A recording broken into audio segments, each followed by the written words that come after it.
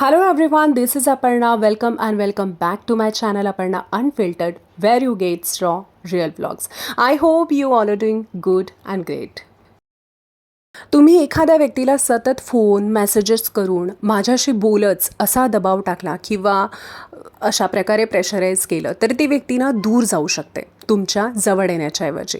पण जर तुम्ही नैसर्गिकपणे वागलात, त्यांना त्यांची स्पेस दिली, तर नातं हे अधिक मजबूत, अधिक घट्ट होत जातं. तुम्ही जर कुठल्या झाडाला रोज ओढून असं मोठं करू शकत नाही. तुम्ही फक्त पाणी, माती, सूर्यप्रकाश देऊ शकता आणि बाकी वाढ ही त्यांची अशी नैसर्गिकरित्याही होतेच. तर हा आहे लॉ ऑफ नॉट फोर्सिंगचा साधा आणि खरा अर्थ.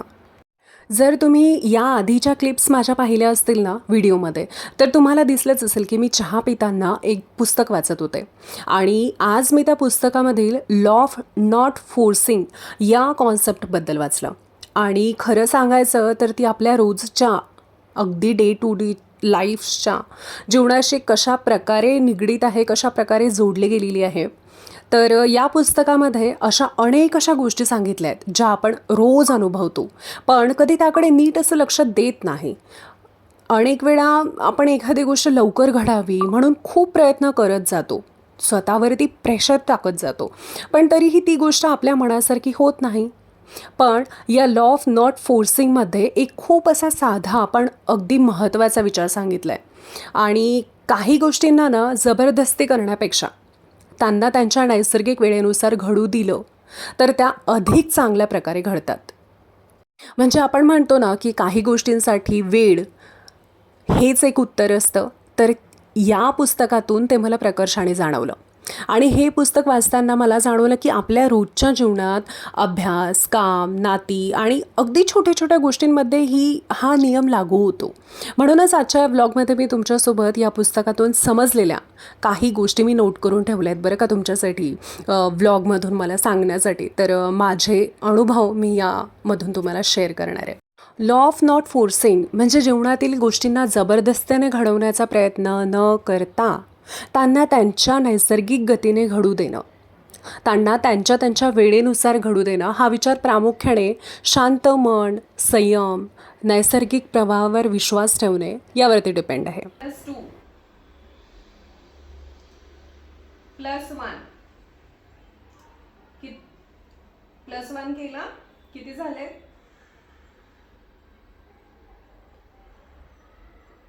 32. Very good.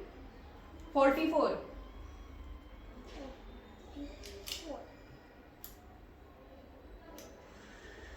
-3 +2 किती झाले? 43. Very good. या जगातील किंवा प्रत्येकाच्या जीवनामधील मी म्हणू शकते गोष्ट ही एक ठराविक गतीने किंवा प्रक्रियेनुसार ही घडत असते. निसर्गात कुठलीही गोष्ट अशी अचानक किंवा एका रात्रीत किंवा एका क्षणात अशी पूर्ण होतच नाही. प्रत्येक गोष्टीला वाढण्यासाठी, बदलण्यासाठी आणि पूर्ण होण्यासाठी हा त्यांचा असा वेळ लागतो.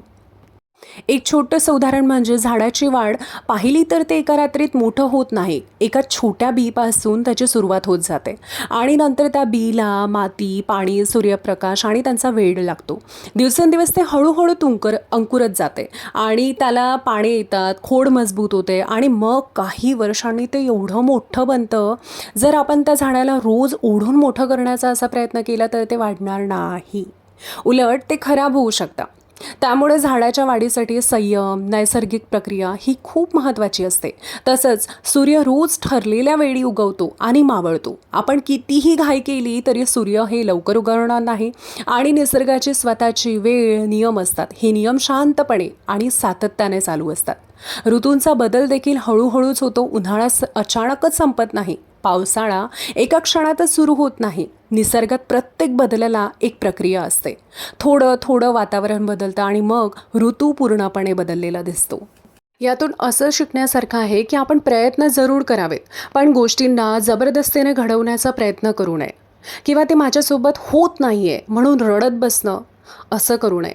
संयम ठेवून सातत्यानं काम करत राहिलं तर योग्य वेळी योग्य परिणाम हे मिळतातच.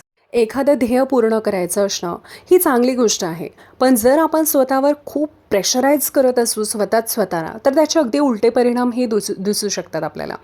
तर सगळ्यात आधी मनावर ताण वाढतो जेव्हा आपण सतत एखाद्या गोष्टीचा विचार करतो ना, हे आत्ताच व्हायला हवं, मला आत्ताच यश मिळालं पाहिजे, तेव्हा मन शांत राहत नाही. सततची चिंता, घाई आणि अपेक्षा यामुळे मानसिक थकवा तो वाढतो. पण त्यामुळे काय होतं की आपण रिलॅक्स राहू शकत नाही आणि कॉन्सन्ट्रेशन लेवलसुद्धा खूप कमी होऊन जाते. आणि दुसरी गोष्ट म्हणजे निर्णय चुकीचे होऊ शकतात. जेव्हा मनावर खूप ताण असतो तेव्हा आपण शांतपणे विचार करत नाही. घाईत घेतलेले निर्णय अनेक वेळा चुकीचे ठरतात. एखाद्या विद्यार्थ्याला जर परीक्षेत चांगले मार्क्स मिळवायचे असतात, पण जर तो स्वतःवर खूप दबाव टाकून अभ्यास करत राहिला, तर झोप कमी केली त्यांनी स्वतःला विश्रांती दिली नाही आणि त्याने काय होतं की मेंदू हा थकतो. अशावेळी तो अभ्यास केलेली माहितीही नीट लक्षात ठेवू शकत नाही. त्याहूनही महत्त्वाची गोष्ट म्हणजे परिणाम कधी-कधी उलटे होतात. आपण जितका एखाद्या गोष्टीवरती नियंत्रण ठेवण्याचा प्रयत्न करतो ना, तितकी ती गोष्ट हातातून निसटू शकते. नात्यांमध्येही असंच असतं. जर आपण एखाद्या व्यक्तीवर खूप नियंत्रण ठेवण्याचा प्रयत्न केला, तर ती व्यक्ती दूर जाऊ शकते. पुस्तकातून प्रामुख्याने सांगितलं जातं ते म्हणजे संयम ठेवायला शिकलं पाहिजे. प्रत्येक गोष्ट लगेचच मिळेलच असं नसतं. यश, चांगली नाती, करिअरमध्ये प्रगती या सगळ्या गोष्टी ना हळूहळू तयार होतात. त्यामुळे घाई किंवा ताण घेण्यापेक्षा सातत्याने प्रयत्न करणं अधिक महत्त्वाचं आहे.